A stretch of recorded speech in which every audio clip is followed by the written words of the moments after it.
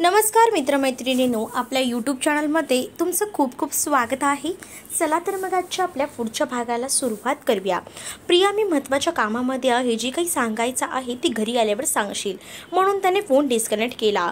2 मिनिटं ऐकून घेतलं असतं तर काय बिघडलं असतं, जाऊ दे, घरी आल्यावर सांगेल. तिने तोंड वाकडं करत फोन बेडवर ठेवला. 5-10 मिनिटं झाले नसतील की पुन्हा तिला मळमळल्यासारखं झालं आणि ती वॉशरूमकडे धावली. वॉशरूममधून बाहेर आल्यावर तिला मोठ्याने आता बोलण्याचे आवाज येत होते. लिव्हिंग एरियात येऊन पाहिलं तर मिस्टर राजपूत, त्यांची मिसेस आणि सोबतच एक मुलगी उभी होती. तिथे समोर आबासाहेबांचा आवाज कानावर पडला.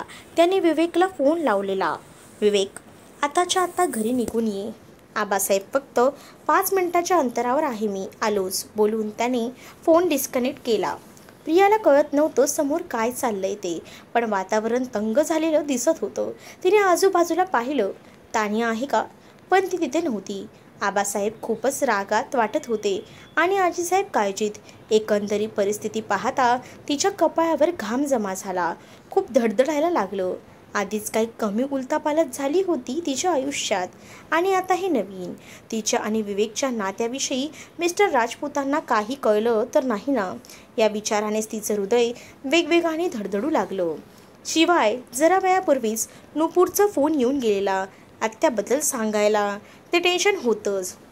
गरगरायला झालं तिला, पण तिथल्याच एका टेबलचा आधार घेऊन ती उभी राहिली.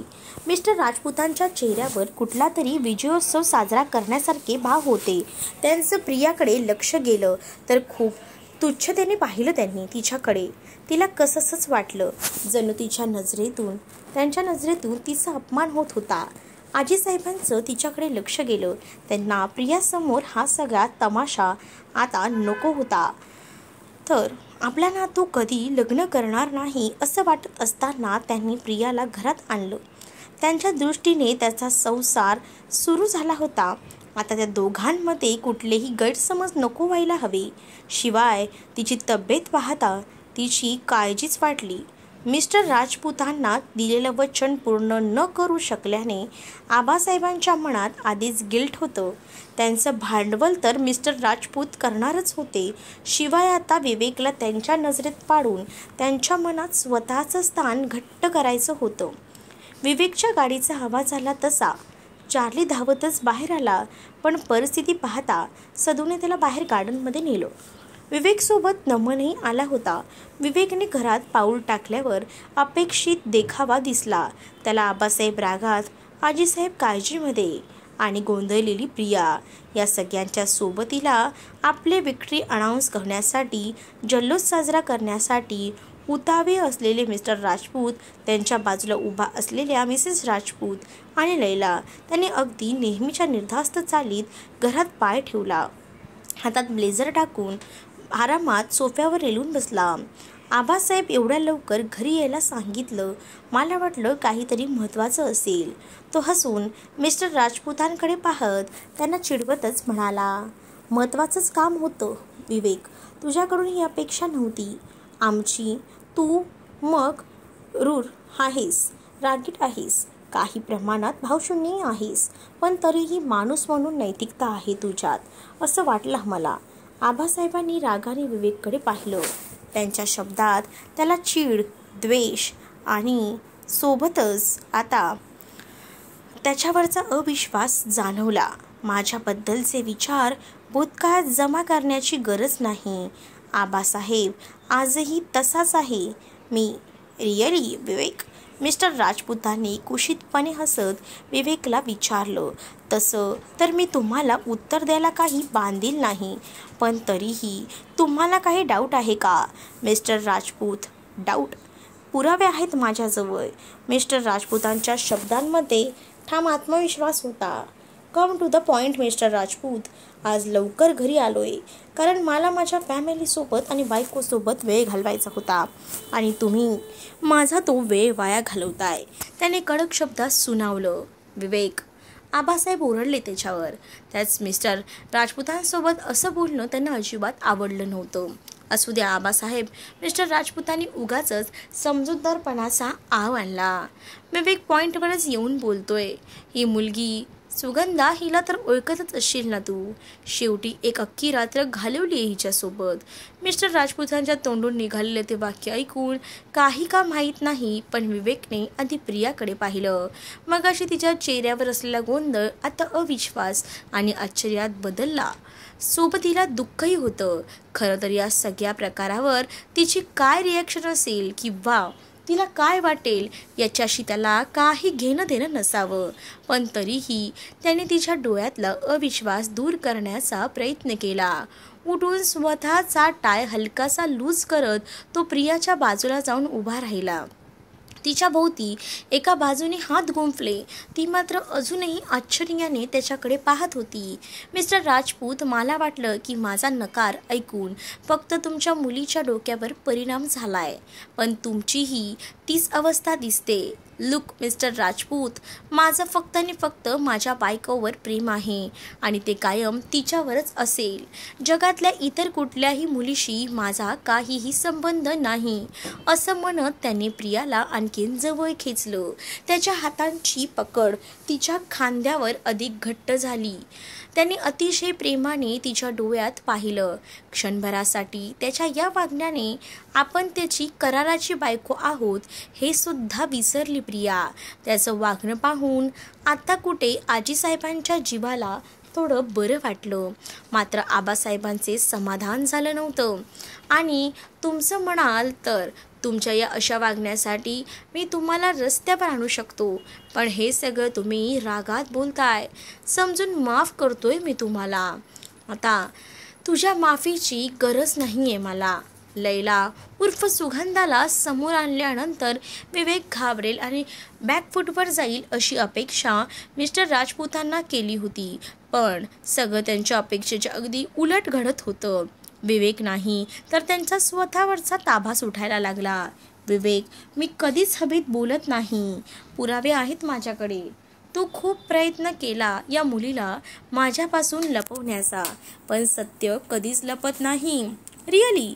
प्रियाच्या खांद्यावर ठेवलेला हात तसाच ठेवत त्यांनी भुवया उंचावून मिस्टर राजपुतांकडे पाहिलं आणि विचारलं, चला मग, मला ऐकायचं नाहीये तुमचं सत्य.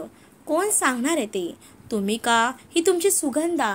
त्याने एकवार नजर मिस्टर राजपुतांकडे आणि मग लैला उर्फ सुगंधाकडे टाकली, जिच्यावर अन्याय झाला आहे आणि तीच सांगेल. सुगंधा, न घाबरता सांग की हा विवेक कसं वागला तुझ्यासोबत. मी आहे तुझ्यासोबत. कोणालाही घाबरण्याची गरज नाही. आणि आबासाहेब हे न्यायप्रिय व्यक्ती आहेत. तुझ्यावर कुठल्याही अन्याय होऊ देणार नाहीत.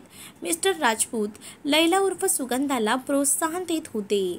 आता आपल्याला अपेक्षित ते घडेल अशी खात्री असलेल्या मिस्टर राजपुतांना पुढच्या क्षणी चक्कर यायची बाकी होती. समोर लैला उर्फ सुगंधाने थेट आबासाहेबांचे पाय धरले. आबासाहेब, माफ करा मला. खूप मोठं पाप करणार होते मी. आता तिथे उभ्या असलेल्यांपैकी विवेक सोडला तर सगळेच चक्रावले. सुगंधा, काय करतेस तू? तुला घाबरायची काहीच गरज नाही. मी म्हणाले ना. माफ करा राजपूत साहेब, पण तुमची साथ नाही देऊ शकत मी. पैशांच्या मोहापायी तुम्ही म्हणाला तसं करायला निघाले होते, पण आबासाहेबांसारखा देव माणसाला धोका दिला तर नरकातही जागा मिळणार नाहीये मला. माझ्या बहिणीच्या ऑपरेशनचा खर्च ज्या संस्थेने उचलला तिथले ट्रस्टी आहेत आबासाहेब. त्यांच्या मदतीमुळेच माझी बहीण आज जिवंत आहे. तुम्हाला माहिती नाही आबासाहेब, पण खूप मोठे उपकार झाले आहेत तुमचे माझ्यावर, आणि या माणसांच्या सांगण्यावरून मी आज तुमच्या समोर खोटं बोलणार होते. खरंच माफ करा मला. लैला उर्फ सुगंधाचा अगदी इमोशनल ड्रामा आता सुरू झाला. खरंच ऑस्कर विनर परफॉर्मन्स होता तिचा.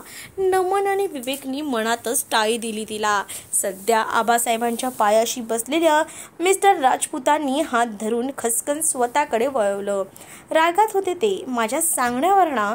अगं, काय बोलतेस तू? तुला तरी माहिती आहे का विवेकने तुझ्यासोबत?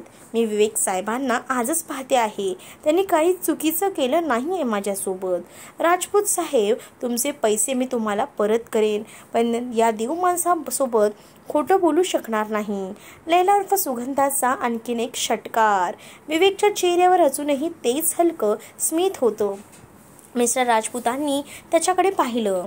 आपण खेळ पाहत असलेल्या डाव विवेकने त्याच्या पद्धतीने आखला होता आणि आपण त्याने रचलेल्या चाली चालत होतो. समोर न येता त्याने आपल्याला चारही खाणी चित केलं आहे हे त्याच्या चेहऱ्यावरच्या त्या हलक्याशा हसण्यावरूनच आता स्पष्ट होत होतं. मुली शांत हो, आबासाहेब म्हणाले आणि मग मिस्टर राजपूतांकडे वळले. जगदीश, काय प्रकार आहे हा सगळा? आता मात्र आबासाहेब कडाडले. मिस्टर राजपूतांनी पैसे देऊन त्या मुलीला विवेकच्या विरोधात बोलायला लावलं. हे सत्य स्पष्ट होतं. आबासाहेब, विश्वास ठेवा माझ्यावर. या मुलीला मी कुठलेही पैसे देऊ इथे आणलेलं नाही आणि मदत मागायला आली होती ती स्वतःच. खरंच विश्वास ठेवा माझ्यावर. मिस्टर राजपूत, कुठली मुलगी स्वतःच्या अब्रूचा असा लिलाव करेल? मला आबासाहेबांच्या नजरेत पाडण्यासाठी छान खेळ खेळलात तुम्ही, पण देवही नेहमी खऱ्याचीच साथ देतो, विवेक म्हणाला. विवेक, हे सगळं मुद्दाम करतो आहेस तू. तुला माहिती होतं ना की या मुलीला घेऊन मी आज इथे येणार आहे, म्हणून तू आधीच धमकावून तिला हे सगळं करायला लावलंस. एकतर तिच्यासोबत रात्र घालवलीस आणि वरून बक्कळ पैसे देऊन.